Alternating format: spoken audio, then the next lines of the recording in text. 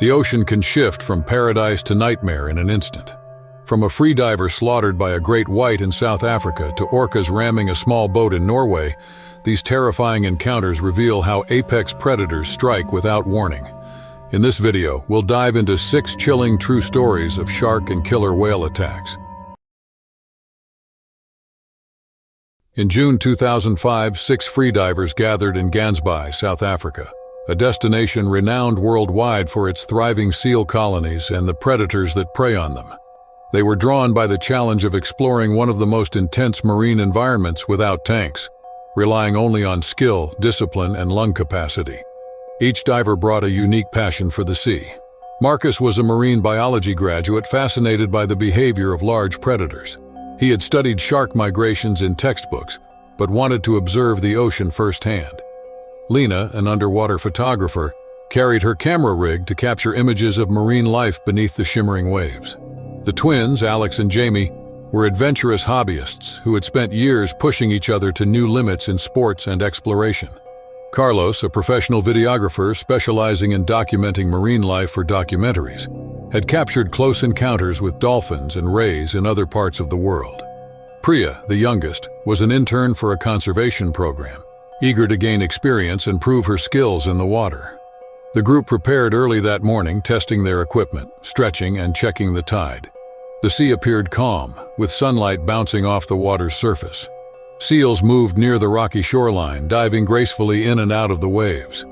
To the divers, this was a perfect opportunity, but unknown to them, unusual predator activity had been reported in recent weeks. Several great whites had been sighted closer to shore, more aggressive than usual. The 6 friends slipped into the water together, their bodies cutting smoothly through the turquoise surface. Each diver took deep breaths, filling their lungs before beginning the descent. They stayed close, moving silently over a rocky reef where fish scattered in schools.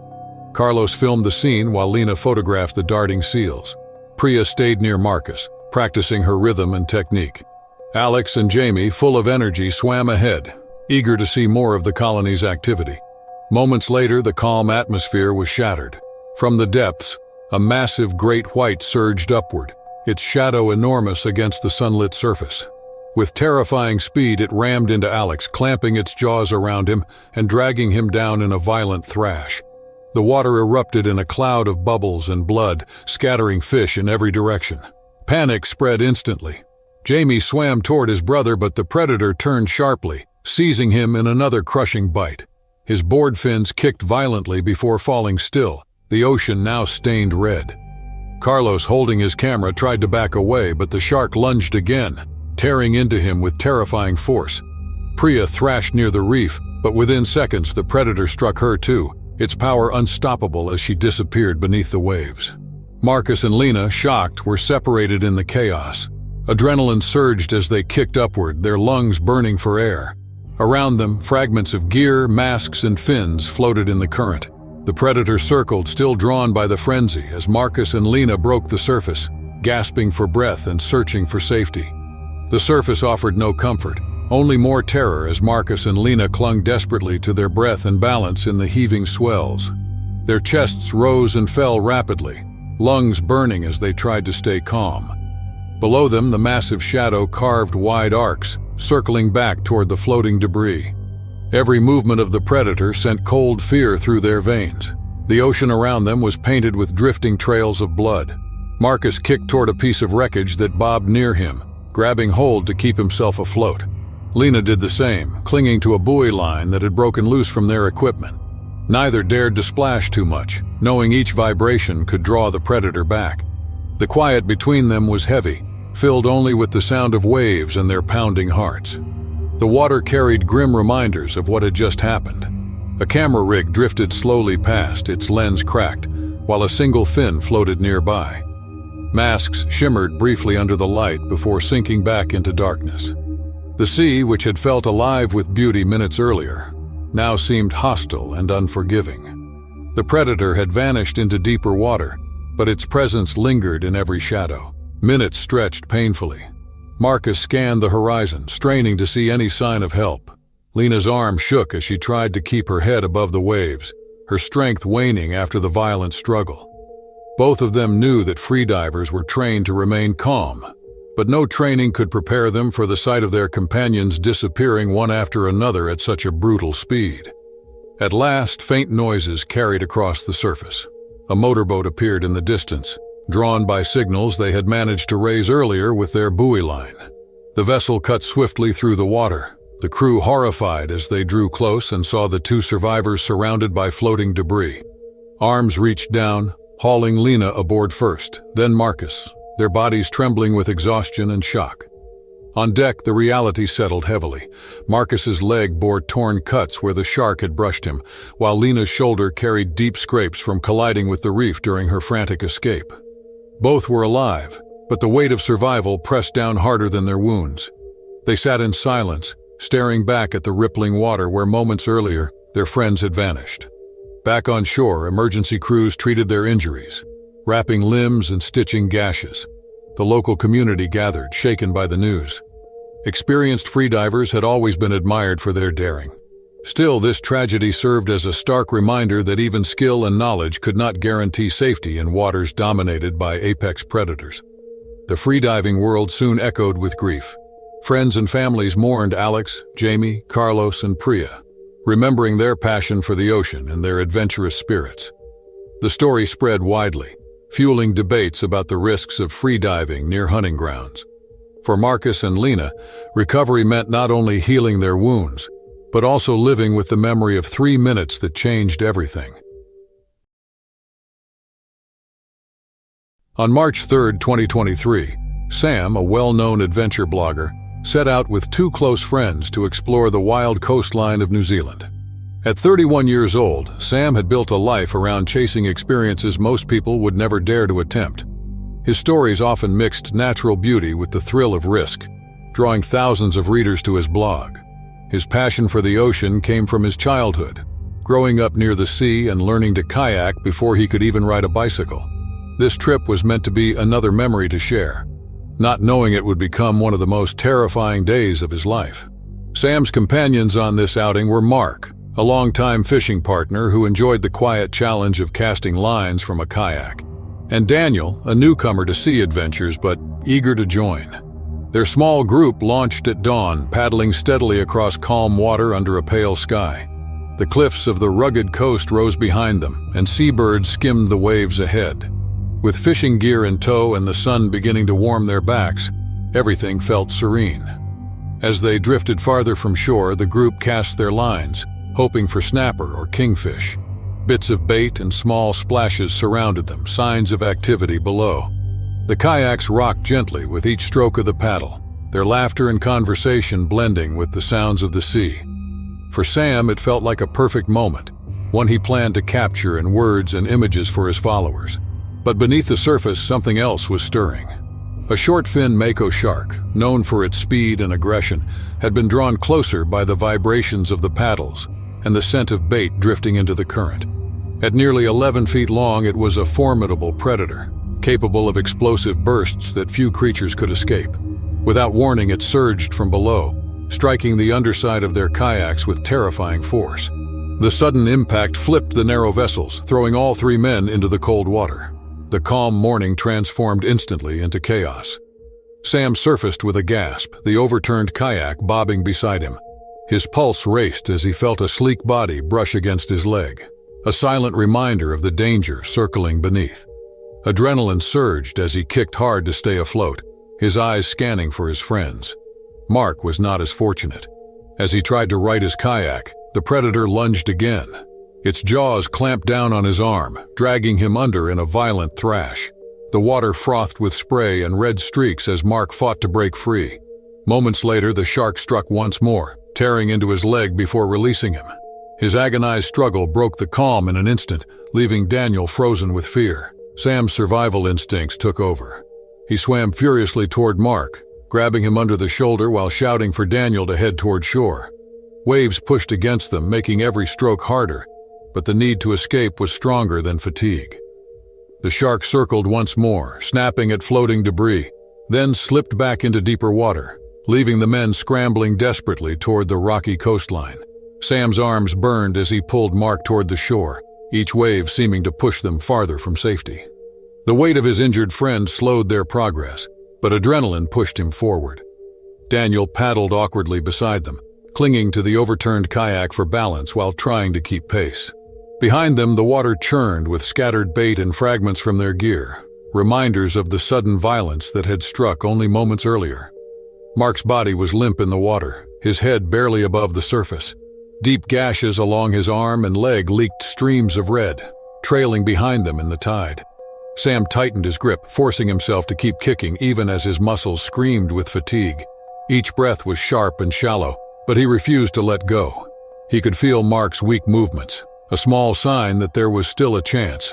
At last, the rocks of the coastline grew nearer. Waves slammed against them, spraying white foam as the three men struggled to climb over slippery edges. With Daniel's help, Sam dragged Mark onto the jagged stone, his body heavy and bloodied. Both men collapsed beside him, gasping for air, their hands shaking as they tried to think clearly. The once peaceful morning now felt like a nightmare etched into their memory. Sam pulled off his shirt and pressed it against the worst of the wounds, trying to slow the bleeding. The sight of torn flesh and exposed muscle was overwhelming, but he forced himself to focus. Daniel scrambled up the rocks to higher ground, waving frantically toward the distant road in search of help. The sound of crashing waves echoed behind them, as if the sea itself was reminding them of the predator that still lingered somewhere in the depths. Minutes dragged on, though they felt like hours. Mark's breathing was shallow, his skin pale under the rising sun. Sam spoke quietly to him, keeping him awake as best as he could, his own body trembling from exhaustion and fear. The salt water stung his cuts, but he ignored the pain. His entire focus rested on keeping Mark alive until help arrived. Finally, distant voices and the sound of approaching footsteps reached them. Locals who had spotted the chaos rushed down the rocky path, carrying towels, bandages, and a phone to call for emergency services. Together, they lifted Mark carefully onto a makeshift stretcher and carried him toward a nearby boat ramp. Sam followed close behind, his hands still pressed tightly against the wounds, refusing to ease the pressure for even a second. The ride to the hospital blurred in his mind. Sirens wailed, lights flashed, and strangers rushed past them. But Sam sat in silence, his clothes soaked and stained, his eyes fixed on his friend. He replayed the moment in the water again and again, the sight of the predator's jaws closing with unstoppable force.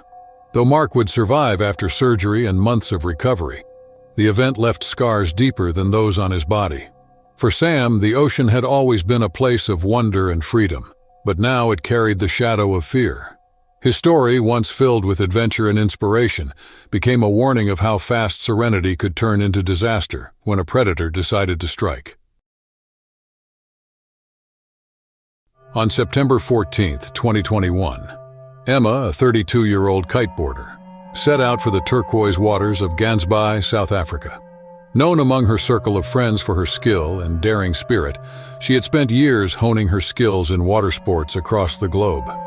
Her love for the sea began in childhood when her family moved to a coastal town, where waves and wind became her playground.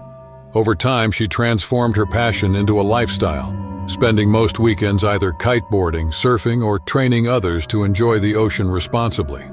She valued both freedom and discipline, qualities that drew others to her side when she shared her adventures online. That morning, Emma was not alone. Her companion Lucas, a longtime friend and fellow enthusiast, launched his kite not far from her. He admired her precision as she cut across the bay with ease, her board skipping along the rolling surface while her kite arched gracefully above. The sun cast shimmering reflections across the water, painting a picture of calm beauty that hid the dangers beneath. Gansbaai, with its rocky shores and abundant seal colonies, was notorious for being prime hunting ground for one of the ocean's most powerful predators, the Great White Shark. Emma pushed herself farther out, harnessing the steady wind to carve turns and leap above the surface. She thrived in moments like these, where speed and balance merged into pure exhilaration. Lucas followed at a distance, scanning both the horizon and the waters around them. He knew the reputation of this place, but trust and experience gave him confidence. For a while, everything remained perfect. The steady rhythm of the waves, the bright sky above, and the laughter that carried faintly between boards. Beneath the surface, however, movement stirred. A massive great white, close to 5 meters long, had been patrolling the area in search of prey. Seals darted near the rocky edges, drawing their attention. But the vibrations from Emma's board and the pull of her kite added a new focus. Silent and efficient, the predator tracked the disturbance, circling closer with each pass. Lucas's gaze caught something unusual, a shifting shadow gliding below Emma's path. Before he could react, the water erupted in an explosion of force. The shark surged upward, its jaws clamping down with crushing power on both Emma's legs and the underside of her board. The violent impact knocked her off balance. Her body dragged sideways across the surface as the kite yanked in the opposite direction. The scene unfolded in seconds. Emma flailed, trying to regain control, but the predator's strength was overwhelming. Her board split under the pressure, fragments scattering as she was pulled toward the depths. Lucas shouted and paddled furiously toward her, desperation fueling each stroke. Waves churned violently as the predator thrashed, dragging Emma under with terrifying speed. For Lucas, the moments that followed merged into a single, indistinguishable sequence. He reached the spot where she had been seconds earlier, only to find foaming water streaked with red and fragments of her kite gear drifting aimlessly.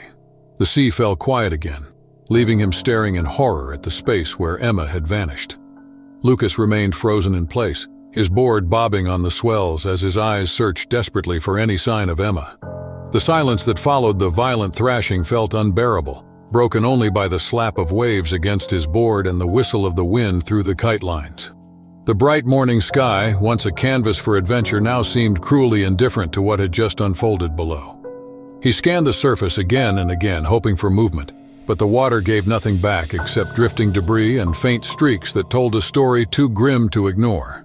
Within minutes, distant shouts echoed from the shoreline as bystanders realized something terrible had occurred. A tour boat altered its course and sped toward the scene, the hum of its engine rising above the restless sea. Lucas waved frantically, signaling urgency, his arms trembling from fear and exhaustion. When the vessel arrived, crew members pulled him aboard, their faces etched with shock as he tried to explain what had happened through broken breaths. The rescue team began sweeping the water with ropes and spotters, hoping against hope to find Emma. Time passed in agonizing stretches, every second a reminder of how quickly the sea could take. At last, a lifeboat retrieved her from beneath the swells, but her injuries were catastrophic. The reality struck all present in silence. The Great White had left nothing uncertain in its strike, and the loss was final. News of the tragedy traveled swiftly. On shore, officials cordoned off the beach, warning others to stay out of the water. Tourists gathered in hushed groups, staring out at the horizon where the calm surface betrayed no sign of the violence it had hidden moments earlier. Experts were soon called, their words clear and somber. This was the domain of apex predators, and even skill or experience could not erase the risks of sharing their territory. For Lucas, the weight of what he had witnessed was almost too much to bear.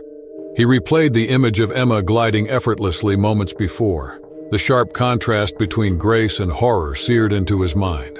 The ocean that had once brought them joy now felt like a place of mourning.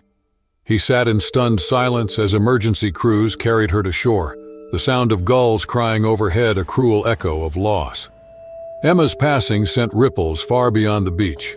Her family, friends, and fellow athletes were left heartbroken. Tributes poured in from around the world, remembering her as a skilled rider who inspired others with her passion for the sea. But behind the admiration lay an unshakable reminder that even the most beautiful waters can turn deadly without warning. In the days that followed, local authorities increased patrols and issued stronger cautions about venturing into known predator zones. Researchers explained that the presence of seal colonies made encounters more likely, but their words did little to ease the grief. For those who loved Emma, the ocean would never look the same again. Her story remained not only a tale of talent and adventure, but also a stark warning etched into the coastline of Gansbai. On July 7, 2019, the Thompson family set out on what they believed would be an unforgettable adventure off the coast of Oahu, Hawaii. Sarah and Mark, both in their early 40s, had planned the excursion as part of a summer trip meant to bring their teenage children, Lily and Ben, closer together through shared experiences. Sarah worked as a school teacher, always eager to spark curiosity in her students by exposing them to the natural world. Mark, an office manager with a quiet love for the outdoors, shared her enthusiasm for adventure. Their daughter Lily, 16, was thoughtful and cautious, while Ben, 14, brimmed with energy and a fearless attitude that sometimes made his parents nervous. The idea of cage diving with sharks had fascinated the family for months. Sarah saw it as an opportunity to combine excitement with education, allowing her children to see the beauty and strength of ocean life up close. Ben had been thrilled at the thought of standing only inches away from some of the most powerful creatures in the sea. Lily, more hesitant, agreed reluctantly, encouraged by her parents' assurance that the cage would keep them safe. The morning was bright and clear as their boat cut across the deep blue water, carrying them away from shore toward open sea. The guide explained the process, pointing out how the steel cage was designed to keep participants secure, while allowing them to watch the sharks in their natural environment. Excitement mingled with nervous anticipation as the family suited up, masks and snorkels ready, before stepping into the cage together. At first, the dive felt like magic. The ocean swayed gently around them, and the shadows of fish darted through the light. Before long, the unmistakable forms of tiger sharks appeared, gliding with calm authority. The family clutched the bars, marveling at the size of the predators circling only feet away. The sharks' stripes shimmered faintly in the filtered light, their powerful tails cutting through the water effortlessly. Then the atmosphere shifted. One of the larger sharks turned sharply, circling closer than before. Its massive body brushed near the steel frame, causing the cage to tremble.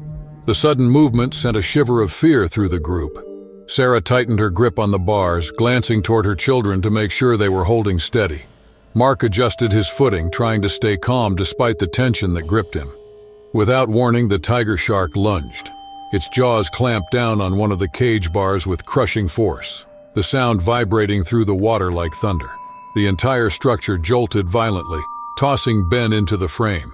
He struck hard, pain shooting through his shoulder as a gash tore along his skin. Lily, scrambling to stay upright, scraped her arm and leg against the rough metal. Mark, caught off guard by the sudden movement, slammed his hand against a corner of the cage, wincing as pain surged through his fingers. Panic filled the cage as the shark thrashed, refusing to release its grip immediately. The water churned with force as the predator tested the strength of the barrier, its teeth grinding against steel. Every shake rattled the family inside, leaving them struggling to steady themselves while the cage swung against the pull. Above, the crew reacted instantly, activating the winch to haul them back toward the surface. The winch groaned as the cage lifted, its steel bars shuddering while the tiger shark released its grip and drifted away into the blue. The water around the family steadied, but the memory of the violent strike lingered in their minds like an echo. When the cage finally broke the surface, the crew pulled it against the boat and opened the hatch. Shaken and injured, the Thompsons were carefully helped out, their bodies trembling as adrenaline clashed with fear. Ben was laid on the deck first, his shoulder bleeding from the sharp cut where the bars had scraped him.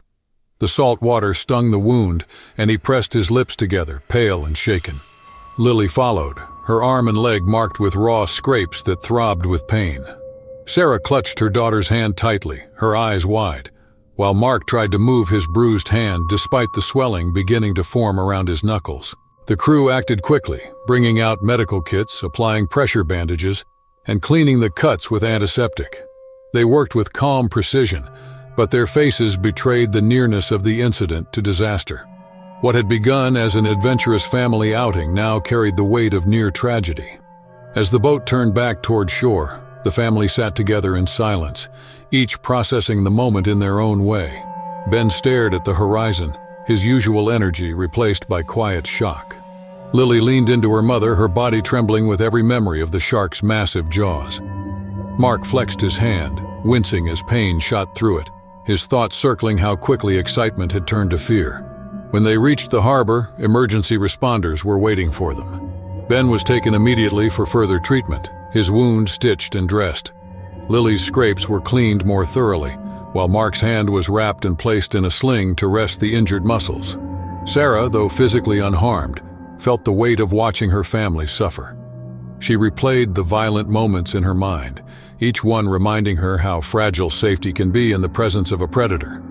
News of the incident spread quickly.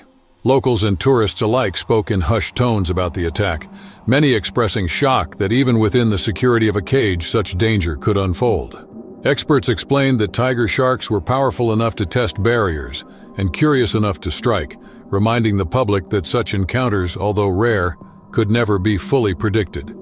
For the Thompsons, the aftermath went beyond physical injuries.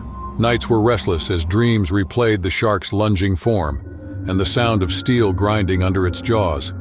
Ben, once eager for adventure, now hesitated near the ocean's edge. Lily withdrew into silence, replaying the terrifying moment she scraped against the bars while trying to avoid the thrashing. Mark carried the guilt of feeling unable to protect them in that moment, while Sarah wrestled with regret for suggesting the dive in the first place. Over time, the wounds healed, but the scars, both visible and unseen, remained. The family often spoke about the experience, not as a tale of thrills, but as a reminder of how quickly control can be lost in nature's domain. The shark had vanished into the depths, leaving them behind with fear, awe, and the unshakable truth that the sea belonged first and foremost to its predators. On August 12, 2017, Elena Morales, a 32-year-old marine biologist from Mexico City, guided two of her young interns through the tangled waterways of a Belizean mangrove river. Elena had devoted most of her career to studying coastal ecosystems and their fragile balance. Her focus had often been on manatees, gentle giants that thrived in these environments. To her, these calm waters were a living classroom, and she believed it was important to teach future scientists not just about the species, but also about the unpredictable reality of their shared habitat. The interns, Luis and Ana, were both university students completing summer fieldwork. Luis, only 20, was curious but sometimes impulsive, his eagerness often leading him to push boundaries. Ana, 19, was more reserved, meticulous in her note-taking, and deeply inspired by Elena's dedication to conservation. For them, this trip was both exciting and intimidating. They admired Elena's knowledge and courage, trusting her completely in waters that felt foreign and mysterious. That morning, the sun hung high, pouring golden light across the river's surface. The dense mangroves rose like walls on either side, their twisted roots creating shadowed hiding places where small fish darted in schools. The water was warm, with visibility limited to only a few meters, a typical trait of such estuarine habitats. Equipped with masks and snorkels, the trio slipped quietly into the water, their fins breaking the stillness as they began observing the environment. Every so often, a manatee surfaced nearby, its round back rippling the surface before sliding silently into the depths again. For a while, the dive was calm. The students trailed behind Elena, who led them toward an area known for frequent sightings. Luis adjusted his mask, watching the beams of sunlight filtering through the murky water, while Ana swam close to Elena, jotting notes on a waterproof slate between glances below. Everything felt serene, the kind of peaceful moment that lulls one into forgetting that rivers like these can also harbor danger. Elena, however, never allowed herself to forget. Years of experience had taught her that murky waters were unpredictable, and in places where manatees gathered, predators were often not far behind. Her sharp eyes scanned the gloom constantly, searching for anything unusual. That was when she noticed a shift in the shadows below. At first, it was subtle, just a darker shape gliding at the edge of sight. Then, as it drew closer, the outline became unmistakable. A massive bull shark emerged from the haze, its bulky frame cutting through the riverbed light. The predator moved with terrifying silence, its shadow stretching long beneath it. Elena's heart raced, but her body remained steady, knowing that panic could trigger disaster. Luis froze instantly, his arms stiff at his sides, eyes wide. Ana's hand gripped Elena's arm so tightly that it left marks. The shark circled slowly, coming closer with each pass, its eyes locked on the trio as if weighing their presence. The water around them felt thicker, heavy with tension, every second stretching into eternity. Elena raised her hand, signaling calm and minimal movement. Slowly, she began guiding them toward the mangrove-lined bank, her strokes controlled and deliberate. The shark paused, its body swaying as though testing their reactions, then drifted closer only a few meters away.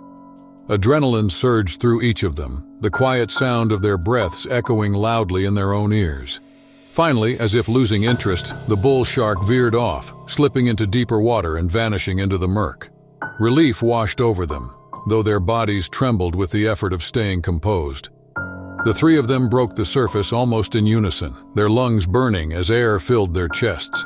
The quiet ripple of the mangrove river seemed practically too calm compared to the terror that had just passed below. Their masks dripped as they pulled themselves closer to the roots, gripping the thick wood for stability. Though the shark had vanished into the deeper channel, the image of its shadow still lingered in their minds like a warning carved into memory. Elena pressed her hand against Anna's shoulder to steady her trembling body.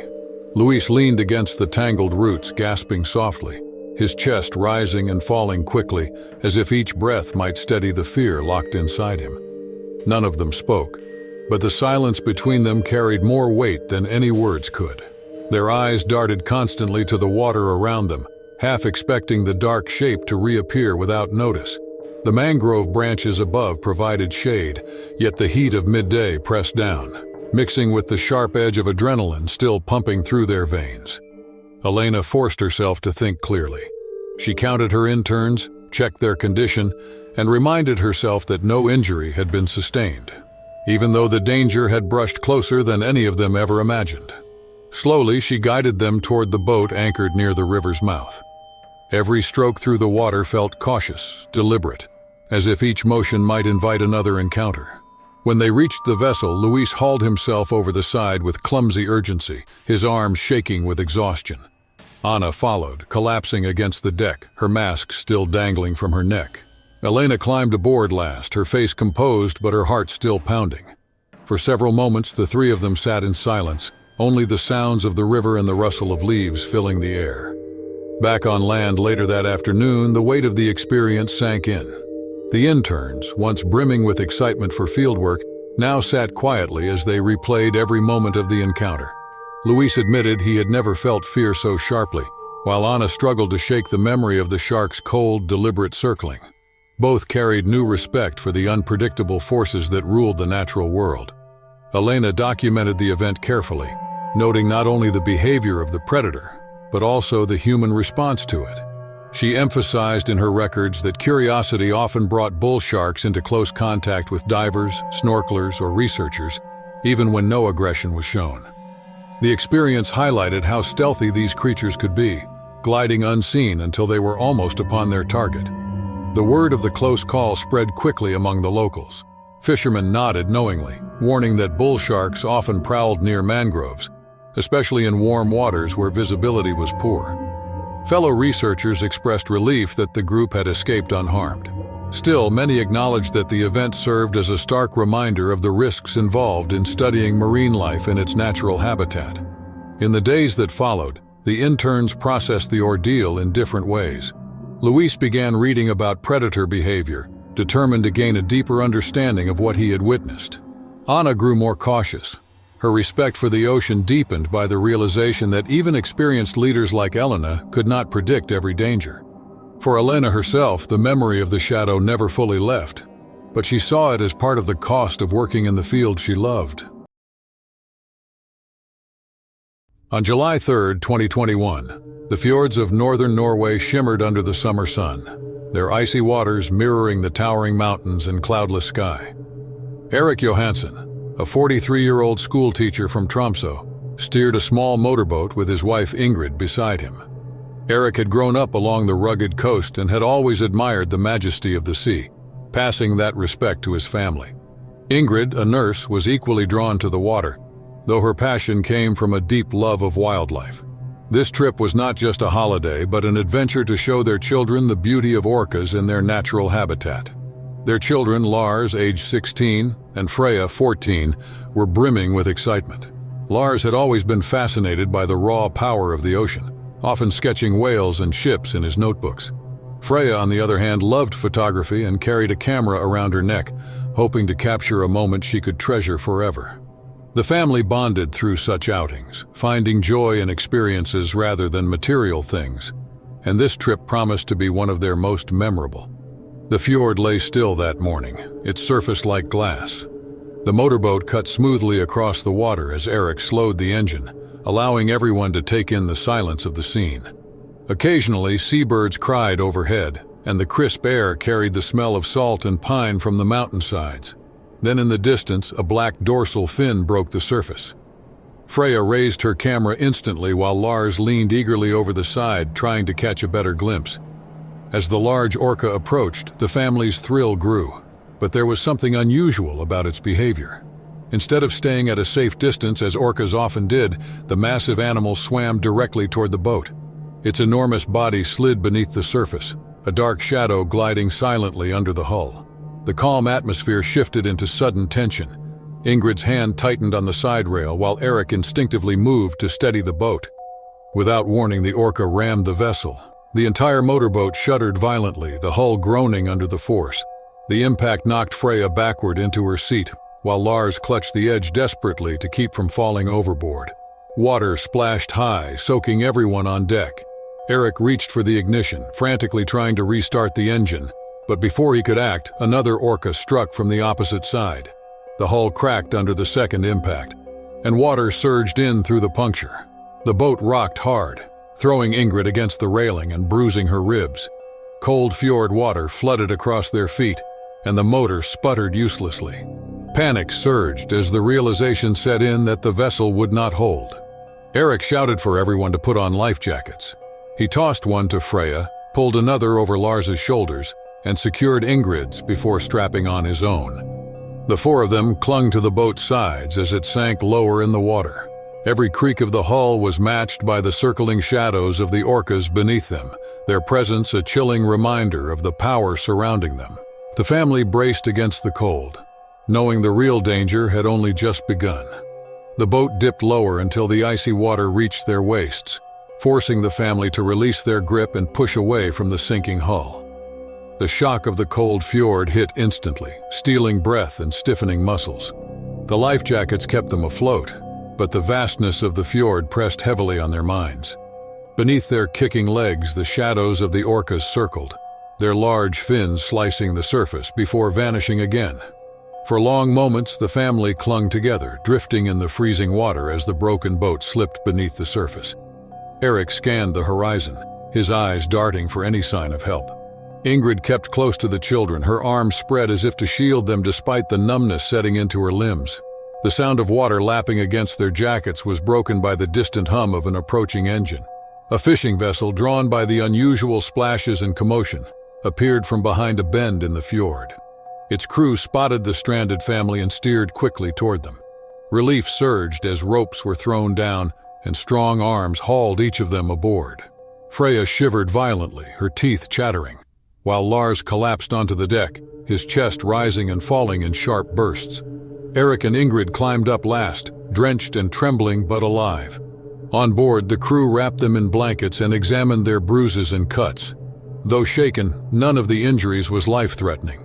The greater wound was the memory of those immense creatures ramming with such force, leaving them helpless in the water. The fjord, once seen as calm and safe, now carried a far darker weight in their minds. When the family returned home, their story spread quickly through the coastal community. Locals who had long admired the beauty of orcas now spoke of their power with renewed caution. Experts explained that orcas were capable of testing or even dismantling boats, their strength unmatched in the ocean. For Eric, Ingrid, Lars, and Freya, the trip became an unforgettable lesson. What had begun as a simple journey to witness the wonders of the sea ended as a stark reminder that in the wild, control belongs not to people, but to the ocean's true rulers.